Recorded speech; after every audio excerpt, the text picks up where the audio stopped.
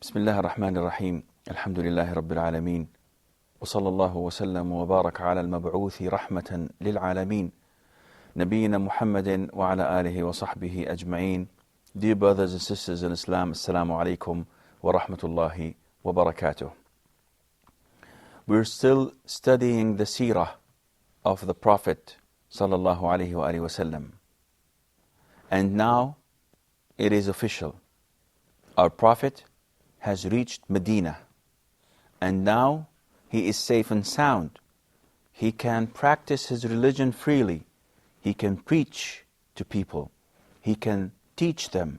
He can sit and talk with them without feeling afraid of being oppressed or intimidated because of his own beliefs. The Prophet ﷺ, as you may recall, stayed for 2 weeks in Bani Amr ibn Auf, where he built the mosque of Quba. And then he went to Medina. And as he was passing by the houses of the people of Medina, he was invited to come in.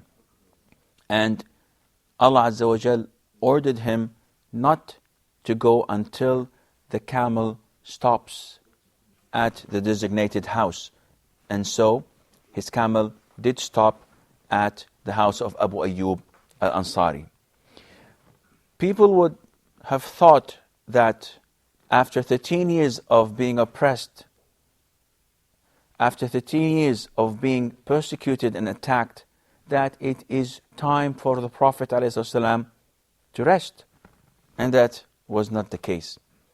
Immediately, the Prophet ﷺ started by building the masjid of Quba, where people had the chance to perform prayer in security and freedom never practiced before. The Prophet ﷺ immediately conducted meeting after meeting in the house of Abu Ayyub Al-Ansari to know the tribes of Medina, to get in touch with them, and to try to formulate this first capital of Islam for the nation of the Muslimin. The Prophet ﷺ sent his companion Zayd ibn Haritha and Abu Rafi' to Medina with 2 camels and 500 dirhams to bring those whom he left behind, such as the family of Abu Bakr, Abdullah ibn Abi Bakr, and his wife, and Aisha. May Allah be pleased with them all. He also sent them to bring his own daughters, Fatima and Kalthum, and his second wife after Khadija, Sauda bint Zum'ah. He also sent them to bring Usama ibn Zayd ibn Haritha and his mother Ayman. Once they all came back, then the Prophet ﷺ was faced with this community he had to rule and govern, so it would be the nucleus for the Islamic State. Our Messenger ﷺ was faced with a problem. This problem was that the Muhajirin, those who migrated, Al-Muhajirin, came without any financial resources, as they were forced to leave their properties and their belongings behind. While Al-Ansar, the people of Medina, who accepted and hosted the companions with the Prophet ﷺ, and that is why they're called Al-Ansar, had all the finance around, because they were farmers, traders, and they had things going for them. The Prophet ﷺ, faced with this situation, got a number of generous proposals from the Ansar. Some of them said, take what you want from our money, O Prophet of Allah. Take what you want from our property. Share all of it. We could care less. This is all for the sake of Allah. The Prophet ﷺ did not want to be unfair to them. And at the same time, he did not want to deprive Al-Muhajirin from a well-being life. So he came up with the idea that each one of Al-Muhajirin must be a brother to a particular man from Al-Ansar. So he divided Al-Muhajirin and gave everyone from the Ansar his share. So this man is the brother of that man. And they all went together. They became real brothers, to the extent that if one of them died, the other inherited him. And they lived in the same house, and they gave them everything in order for them to live normally. I remember one story that was so beautiful, it was beyond imagination. Sa'd ibn al-Rabi', he was from the Ansar. The Prophet ﷺ told him that he is now to be the brother of Abdurrahman ibn Auf. And to those who don't know Abdurrahman ibn Auf, Abdurrahman ibn Auf was a young Muslim from a very noble family, yet he was a wealthy man, and he was a merchant when he was living in Mecca. When he migrated, he had to leave everything behind, all of his fortune. Sa'd ibn al-Rabi' was one of the most wealthiest men in Medina from the Ansar. When he knew that Abdurrahman is his brother, he came to him and said, "O brother in Islam." Sa'd is proposing. It's not the other way around. Sa'd is the wealthy man, and he is proposing to this poor immigrant who just came. Usually it's the other way around. It is us, the poor, who seek the rich for some aid and assistance. Sa'd ibn Rabi' went to Abdurrahman ibn Auf and told him, "Abdurrahman, you're my brother. All the people of Medina know that I am among the richest with them. So this is my money, take half of it. 50%. Take it, it's yours. And Medina also knows that I have 2 fine wives. Look at them and choose whomever you like. I'll divorce her, she becomes your wife." Imagine such generosity. Imagine such belief in Islam and accepting the instructions of the Prophet ﷺ on the spot without any hesitation. He did not hide anything. He could have easily said, "I'll give you 100, I'll give you 1,000. He told him, get half of what I own. It's yours. Half of it. And even some of us would find it easy to give away money. But to reach the level that the two love of your life, your wives, you do not tell him which one you love more. You simply tell him to choose whomever you see fit for you, and I'll divorce her for you, even if she's my love of my life, just to show you that I am willing to sacrifice my whole life for the pleasure of Allah Azza wa Jal." No one would ever believe this level of generosity. And if you reverse this, let us look at what Abdurrahman ibn Auf did.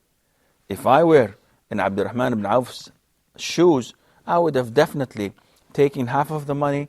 Well, the women maybe not, but if it's free, then why not? And they're one of the finest among the people of Medina.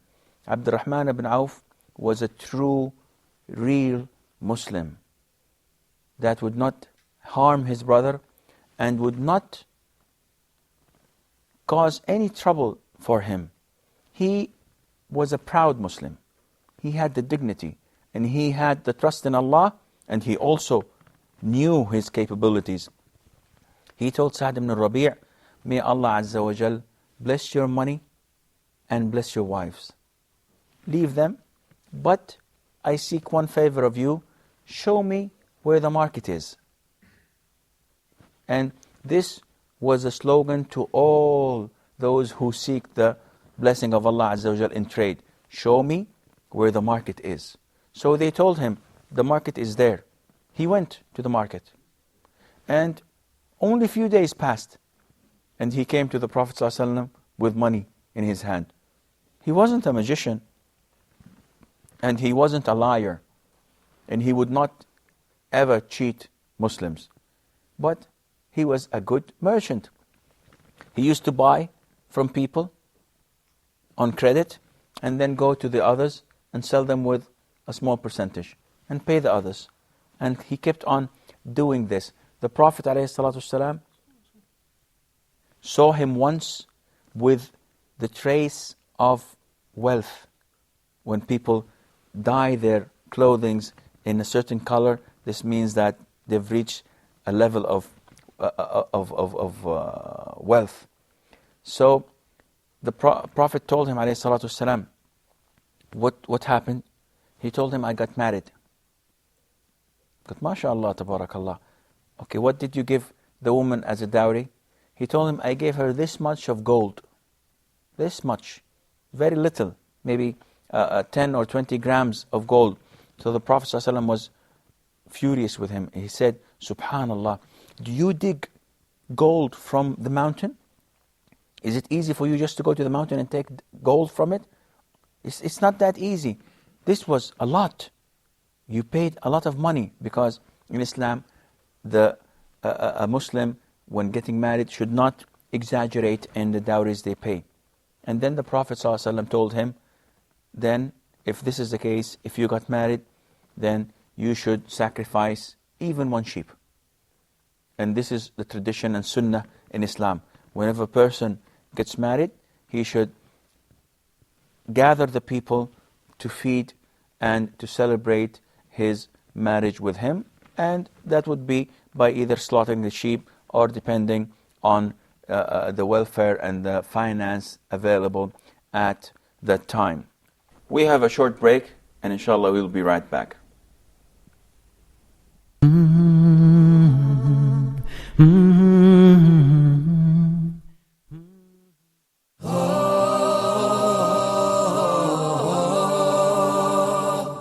We are covering the manners in Islam that a Muslim is supposed to have in Islam. There is a strong link between having good manners and piety. And then he said, I guarantee a dwelling in the highest rank of Jannah for the one who perfects his manner. That indeed, truthfulness leads to piety, to righteousness. And righteousness and piety leads to Jannah. The Prophet ﷺ used to always maintain family ties. Gentleness in Islam means to treat people with kindness and with tenderness.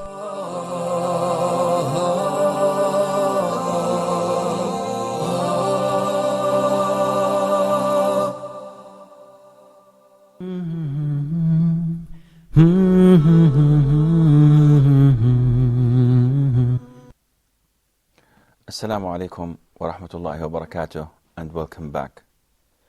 Now, the Prophet sallallahu alaihi wasallam is running the affairs of Medina. He managed to settle the Muhajirin with the Ansar. He brought each one of the Muhajirin and gave him a brother of his own from the Ansar, which meant that the strongest thing between these two different groups was their religion. Sheikh, as we can see in the sacrificing of the Ansar for the Muhajirin of Mecca, so what's your message for the neighbor countries that receiving the immigrants from Sudan, like Palestine or the nowadays Iraq? The message is crystal clear. The Prophet ﷺ teachings to us were that all the Muslims should be strong, tight, and together as if they are a building, structured by brick. If you remove some of the bricks, the whole building would collapse. The Muslims must be together as a one unit. There's a hadith where the Prophet ﷺ gives us an example of the Muslims in their getting together and cooperating. He is telling us it is exactly like a person's body.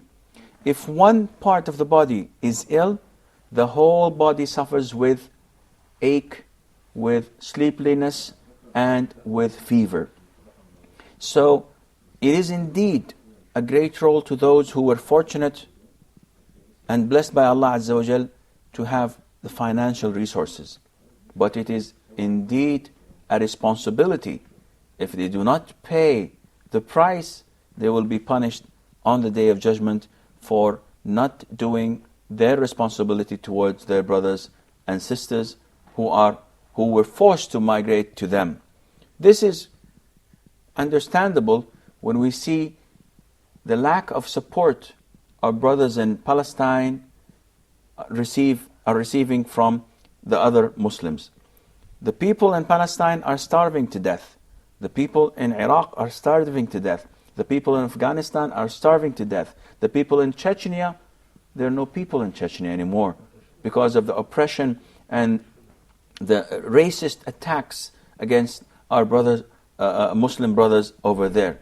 And all the Muslim nation are sinful at the sight of Allah Azza wa Jal if they do not take the proper measures to support their brothers. We are all sinful at the sight of Allah Azza wa Jal. When we look at the case in Medina, we would find that this was not the case. The Prophet ﷺ associated with them together. Each muhajir from the Hajireen had a brother from Al-Ansar. Yet, there were still poor people who could not support themselves. And these poor people were ranging from 50 to 100. And they used to be called Ahlu As-Suffa. These poor men had only one place to go to, and that was the Masjid of Medina. The companions of the Prophet ﷺ started to live in Medina. But to those who do not know Medina, Medina has a very strange climate to it. Whoever comes to Medina from out of it usually falls sick. And this is exactly what happened to Abu Bakr. It happened to Bilal. It happened to all the companions of the Prophet ﷺ, to the extent that the Prophet ﷺ said a beautiful hadith. And this hadith translates to that no one is patient and accepting the difficult weather of Medina. Anyone who does this, Allah Azza wa Jal will make me intercede for him on the Day of Judgment and be a witness to him. So if you go to Medina and you find this hardship because of the weather, because of the climate, because of the change of the location, if you are patient and you take this with a good heart, the Prophet ﷺ will intercede for you. He will be a shafi' and he will be a witness for you. And whoever, the Prophet says, abandons Medina looking forward to something else because he does not like Medina, the Prophet said ﷺ, that Allah will bring someone who is much and far better than he is in Medina. Which means that the Prophet ﷺ is inviting us to live if we can, in Medina. And he's threatening those who want to leave, not to leave. And one of the characteristics of Mecca and Medina is, does anybody know? Mecca is not hot as Medina. It's not what? Not hot. No, it's not this characteristics. There is something religiously about Mecca and Medina that are more important than any other country or city in the world. At the end of time, the Prophet tells us that the Dajjal can't enter to these two cities. That the Antichrist, the Dajjal, the impostor Christ, is not the Antichrist actually, it's the impostor Christ, will not be able to enter Medina or Mecca. And the reward of dying in Medina is also great. Not to be buried in Medina. A lot of the people, ignorant people, think that if they die in anywhere else, in Jeddah or in any other city, and then they ask their family to bury them in Medina, that is a great reward. No, it's not. It has nothing to do. On the contrary, it makes life difficult for your family. If you die, you are buried wherever you died. But if you die in Medina, then there is a certain reward for that. Now the Prophet ﷺ saw what hardship his companions were facing with the change of weather. He ordered, or actually he prayed to Allah Azza wa Jal to take this fever and hardship from Medina and throw it to the village of Juhfa, which is the miqat for the people coming from the north of Arabia and coming from the west of Arabia, such as Africa and so on. And so this was the case. Once you look at the companions in Medina, you will find that the only bondage that kept them together was above all Islam. It was the religion that kept them all together. And that is why you find incidents where a father may attack his son because of Islam.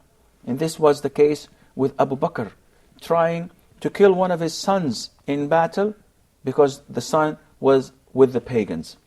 Abu Ubaidah Amir ibn Jarrah was trying to escape his father, but his father stood in front of him and wanted to kill him, and Abu Ubaidah had to fight his father, who was a pagan, attacking and fighting the Muslims.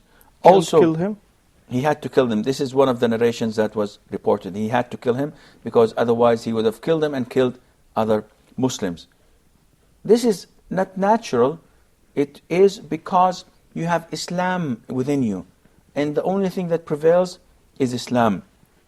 In another incident also, Abu Hudhayfa ibn Utbah ibn Rabi'ah, one of the great companions of Islam. His father was one of the greatest enemies of Islam. When he died in the Battle of Badr, Abu Hudhayfa watched the Muslims dragging his father and throwing him in a well. And he did not move or do anything, simply because he knew that his father was an enemy of the Prophet ﷺ and of Islam. Also, Abu Aziz ibn Umayr, the brother of Mus'ab ibn Umayr, in the Battle of Badr, Mus'ab passed by his brother who was being handcuffed by one of the Muslims. And instead of Mus'ab telling his brother in Islam, take good care of him, make it easy on him, on the contrary, Mus'ab said, tighten it up, because he has a very rich mother that will pay a great ransom that the Muslims would benefit from. The brother was astonished. He said, you are my brother from my father and mother. You're my flesh and blood. You're saying this? Mus'ab told him, brother, this man who is tying you up is more precious to me at the sight of Allah than you. So he is really my own brother more than you are. The things that prevailed at the time was love among Muslims. The Prophet ﷺ preached love in the sense that everyone studies Islam nowadays from the Orientals, say Islam preaches hatred, Islam preaches terrorism, and this is not the case. It's black and white. Here is the Quran, here is the Sunnah. Read it and you will find the answers to all of your problems. The Prophet ﷺ preached love. He told the Muslims, it is unlawful for you to not to talk for 3 consecutive days. You may talk for not talk for less than 3 days, but more than 3 days, you are sinful and Allah will not look at you. Why is that? Because it's human nature. We may have our differences and we may quarrel, but this may not exceed 3 days. Other than that, it would be a sin. Also, if you look at the generosity and love for the other Muslims, Uthman ibn Affan gets a caravan of 1,000 camels with oil, flour, food on it. The merchants of Medina come to him and say, we would like to buy it. He said, well, I've been offered more than this. They 5 times pay him the amount and he still says that I have been paid more. I've been paid by Allah Azza wa Jal more than 10 times of it, and I bear you witness that the 1,000 camel with everything on it is for the Muslims and the poor ones among them. True. I'm afraid that this is all the time we have for today's program. So until we meet next time, fi amanillah. Wassalamu alaikum wa rahmatullahi wa barakatuh. Mm-hmm.